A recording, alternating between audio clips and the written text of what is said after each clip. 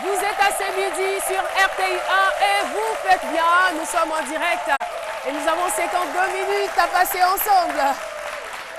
Et cela va se faire avec tout d'abord Mademoiselle Beauzieux, Nadiani Diarra.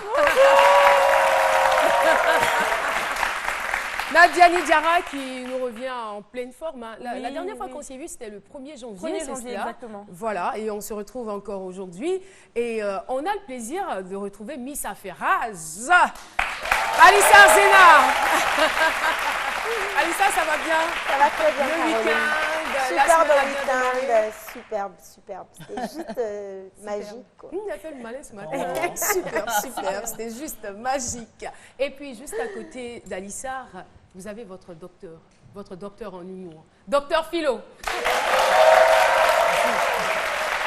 Caro, je vais bien. Voilà. Je voudrais profiter pour remercier les autorités ivoiriennes d'avoir baissé un peu le prix du carburant. C'est vrai, le prix du carburant a baissé, je crois, environ 50 francs. Je crois super bon. Comme je n'ai pas de voiture aussi, bon, je ne sais pas tout. Ça va venir. Hein? Je sais que ça a baissé. Mais il faut dire venir. aux gens, aux transporteurs, que quand ça baisse comme ça, là, voilà, il faut donner de la voix pour dire que vous êtes content. Mais ça n'a qu'à augmenter 5 francs seulement. On va t'en brûler, mais ça a baissé là, on dirait que ça n'a pas baissé. Voilà. Voilà, souvent quand on leur demande, ils disent non, bon, ça a baissé.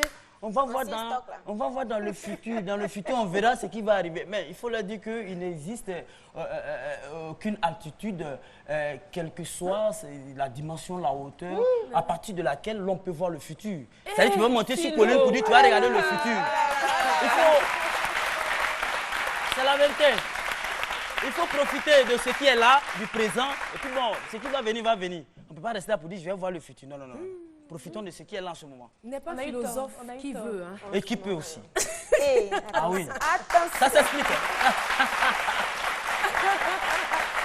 Alors, aujourd'hui, nous allons parler d'une merveilleuse et délicate, on va dire, expérience, aventure, si vous le voulez. Voilà, ça dure souvent 38 semaines. On peut parler de 9 mois. Vous avez certainement une idée. Il s'agit bien sûr de la grossesse. Ma grossesse a changé ma vie. Je vous laisse en compagnie de notre docteur en humour. C'est un expert. Écoutez-le avec attention, mais ne prenez pas au sérieux ce qu'il va vous dire. Oh là là.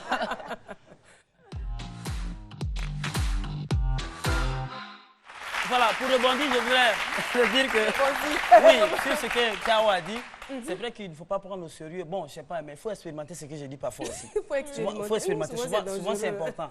Sinon, la grossesse, tout le monde, ça change la vie. C'est clair. Voilà, que ce soit le plan spirituel, physique, ça change. Voilà. Financier, tout ça là. Parce que quand une femme enceinte, là, tu es obligé de prendre servante.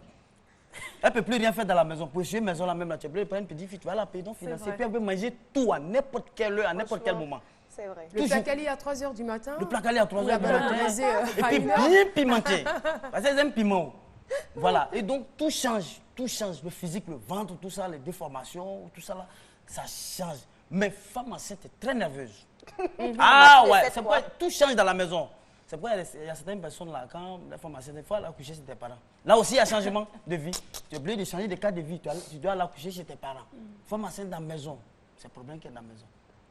Elle va bavader ou bavader n'importe quelle heure. Toi, si tu sors, tu rentres tard, tu as eu problème avec elle, franchement. Mais tu penses qu'elles sont toutes comme ça? Les femmes enceintes? Mais je veux dire, tu as une femme enceinte, pourquoi tu vas rentrer tard? Franchement, tu sais que ta femme est enceinte. Bon, si le boulot, par exemple, moi, par exemple, à partir de nous quittons le bureau ici à 22h, 23h. Moi, je le suis l'instant. C'est quoi le boulot, ça? Parfois. Elle a été là? Et puis, malheureusement, certaines femmes enceintes se délaissent. C'est pourquoi il y a changement encore physique.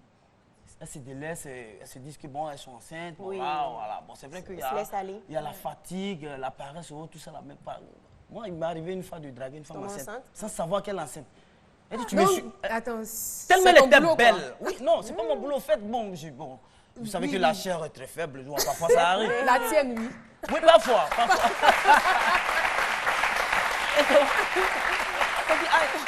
Je suis enceinte là, tu me suis dit, mais je vois pas, je pensais que tu avais bien mangé, son le ventre. Mais elle était tellement belle que, franchement, et même à l'accouchement, les femmes enceintes, quand elles arrivent souvent à l'hôpital, tout ça là, c'est pourquoi vraiment il faut saluer les sages-femmes. Applaudissez pour les sages-femmes. Vraiment, ces femmes-là, elles vont faire marcher. Elles vont faire marcher les femmes enceintes là, quand dans le hall. pour faciliter l'accouchement, je vous raconte cette anecdote-là. Je vivais avec... Une femme enceinte. non, pas une femme. Ouais, une femme enceinte, mais c'était ma belle. Ma belle, mon cousin, sa femme, son épouse, mon cousin, lui, il avait voyagé.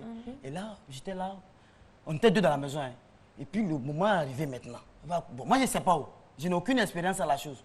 Elle dit, ah, Philo, vraiment, c'est chaud. J'ai dit, qu'est-ce que c'est chaud? Elle dit, ah, c'est chaud. J'ai dit, bon, je vais t'accompagner à l'hôpital. Femme enceinte, qu'on doit accompagner à l'hôpital.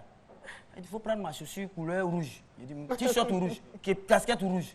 Tout ça là, on va là, femme enceinte, on va l'arrêter, voiture. Elle dit, il faut prendre taxi où il y a musique dedans.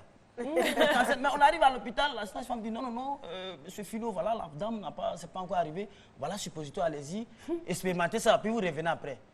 Je vous jure que 2 heures de temps après, quand on a placé le suppositoire là, ah, c'est vrai, chose maintenant. Voilà, femme enceinte qui demandait casquette rouge. Elles sont maintenant comme ça. J'ai dit, tu prends pas, elle dit, c'est bon. Philo et ses histoires. Même la chaussure là, même la tout renversée gauche à droite. C'est que le vrai moment est arrivé maintenant. Merci, on applaudit très fort, docteur Philo.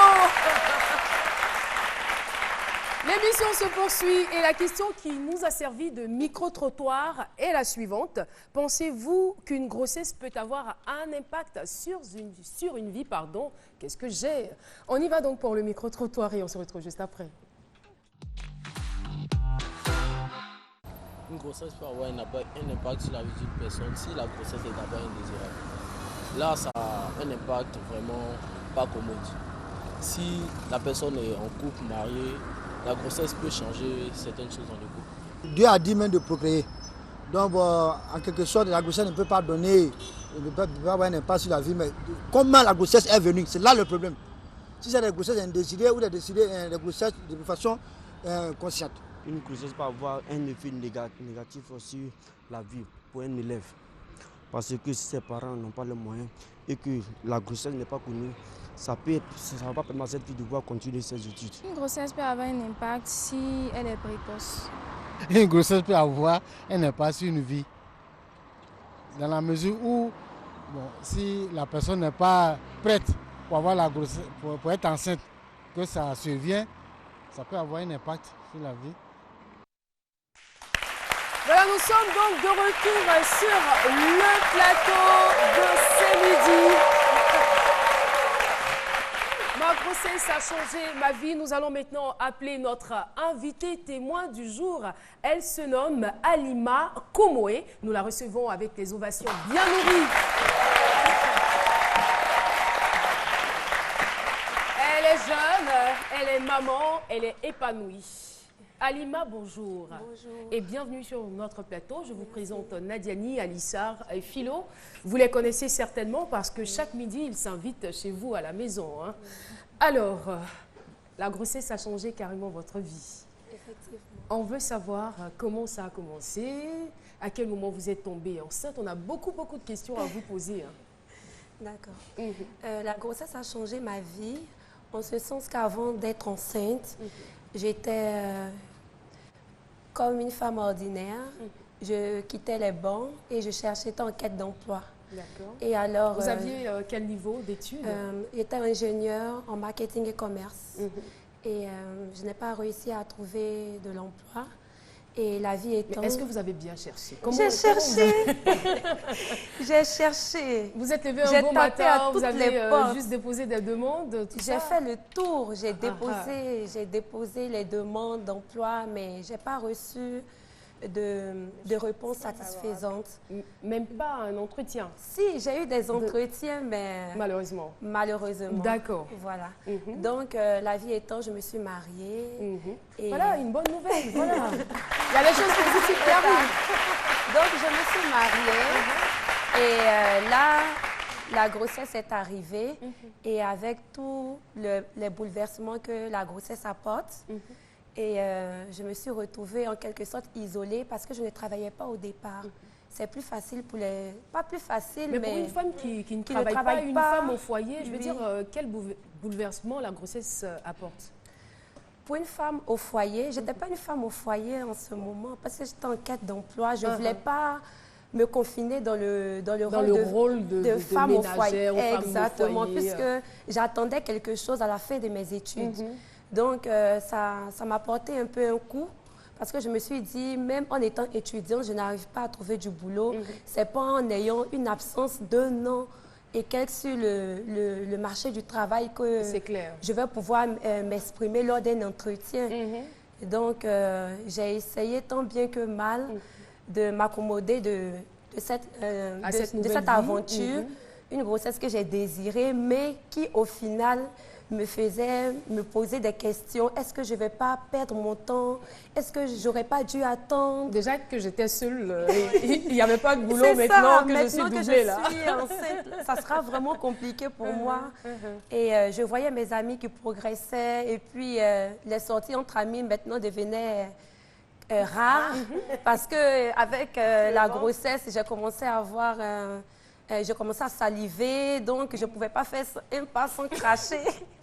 Donc, vraiment, c'était désagréable. Donc, je me suis dit, c'est quand même 9 mois, ce n'est que le début. Mais est-ce que c'est l'opinion que vous faisiez avant d'être enceinte? Non, pas du tout.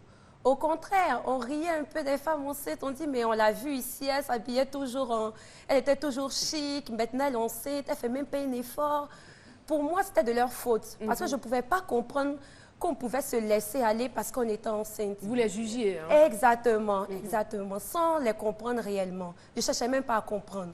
Donc, c'est en étant enceinte que j'ai compris que même quand tu veux, voici la salive qui sort. Donc, même quand tu veux être belle, c'est difficile. Et surtout, ceux qui sont autour de toi, on dit, ah, mais toi, tu es enceinte, tu veux aller où?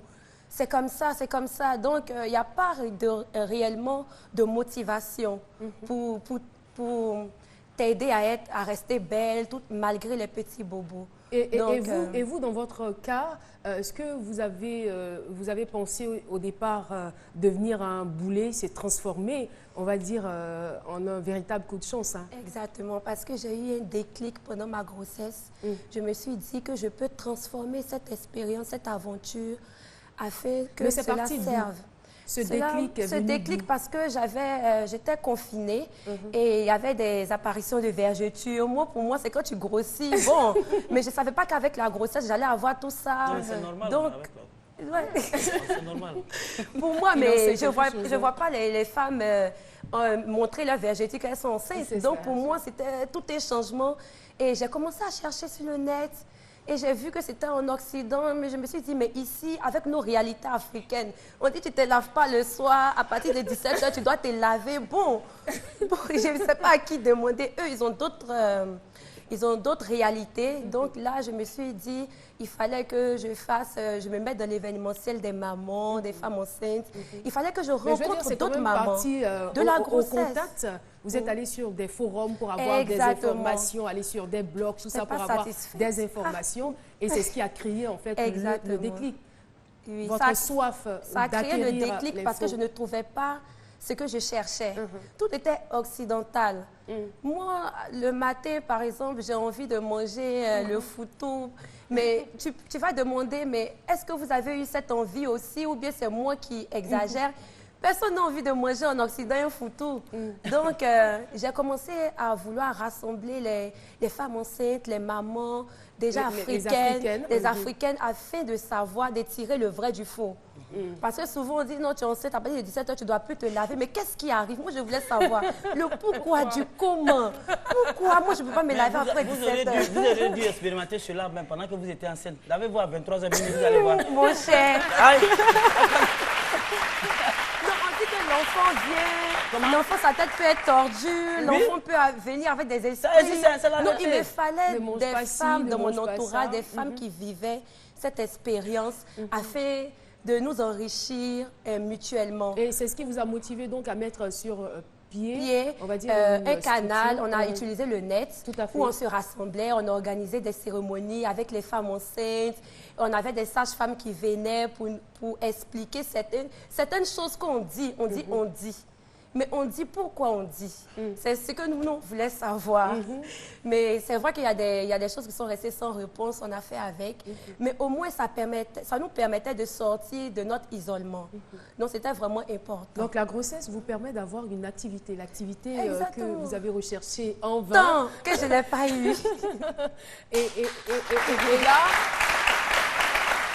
qu'est-ce que ça produit réellement Sur le plan psychologique, sur le plan psychologique, je vivais déjà bien ma grossesse. J'étais fière de sortir, de montrer mes rondeurs, de m'habiller décemment et de montrer mes rondeurs et de montrer que même en étant enceinte, on peut tout faire. C'est vrai qu'il y a des femmes qui travaillent, mais et pour celles qui ne travaillent pas avant la grossesse, comment ça se passe? Donc, c'est ça. Maintenant, même mes amis, « Ah, mais tu es belle, on dirait que c'est une fille, hein? » Alors que c'était un garçon. Et l'expérience a été tellement belle et intéressante que vous êtes allée jusqu'à faire un deuxième bébé. Oui. J'ai fait un deuxième bébé et ça a été encore une autre expérience. Et on ne dit pas qu'on a été enceinte une fois et que c'est pareil. Et là, vous avez monté la deuxième entreprise, je suppose. Non, là, j'ai décidé d'ouvrir, j'ai décidé de m'ouvrir au monde, surtout envers les plus démunis, de faire des actions envers les plus démunis. Donc, ma deuxième grossesse m'a permis de ne pas être centrée sur moi-même et ma famille, mais plutôt d'aider ceux qui étaient dans le besoin. Expliquez-nous un peu, on a envie de vivre ça. Quand vous posez vos regards sur vos petits bouts de chou, c'est quoi?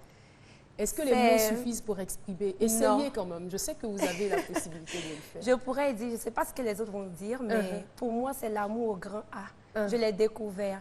C'est vrai, il y a l'amour... monsieur, il va se fâcher, non, il ne va pas se fâcher, il comprend. Il y a l'amour entre monsieur et madame. Bon, ça, c'est l'amour. Mais quand tu regardes ton enfant, quel que soit ce que les gens vont dire à côté, il a gros nez, il est vilain. Quand toi, tu le regardes, c'est l'amour. Tu ne lui trouves pas de défaut. Il est mignon. Même quand toi-même, tu sais que son truc est penché ou bien tu dis, non, mon fils, il est beau. Donc, c'est ça, c'est l'amour au grand A. C'est bon, tout ça. Moi, ça, c'est... Oui, la Dianite. Il y a beaucoup de femmes de votre entourage, maintenant peut-être qui viennent vers vous, qui essaient de vous contacter aussi pour avoir ces réponses que vous vous posiez avant, trouver du réconfort aussi, des fois. Oui. Grâce au canal que nous utilisons, le net, nous avons pu... on s'échange. Je n'ai pas... Moi, ma grossesse a été différente d'une autre grossesse. Donc, quand une maman pose une question, une maman qui a vécu le même fait, explique comment elle a fait, le déroulement, comment ça s'est passé, comment elle a fait pour s'en sortir. Donc, s'il y a des questions qui me rejoignent, en fonction de mon expérience, je donne mon expérience. Alors, Madame Koumoué Alima, j'espère que je n'ai pas dit mademoiselle au départ, hein, c'est une femme mariée qui a 2 enfants. Madame Koumoué, nous sommes au thème de notre entretien. Il y a certainement derrière cette caméra des dames ou des filles qui ont été dans votre cas. Qu'avez-vous à leur dire? Je voudrais leur dire qu'il faut... que la grossesse est toute une aventure et qu'il faut prendre comme expérience le fait d'être enceinte et que le fait d'être enceinte peut révéler le meilleur d'elle-même et qu'il faut prendre la vie comme elle vient et en tirer... Et surtout du bon côté. Oui, surtout du bon côté, c'est ce que je veux. Surtout du bon côté et faire profit de cette expérience afin d'avancer. Merci beaucoup. Merci encore. Koumoué Alima, voilà, elle a résumé. Il faut pouvoir tirer de ses faiblesses les profits qu'il faut. Il faut être à même de transformer tout ce que nous avons en positif. Ça a été très, très bien dit. C'est pourquoi, d'ailleurs, nous allons partir pour la pub et nous retrouver juste après.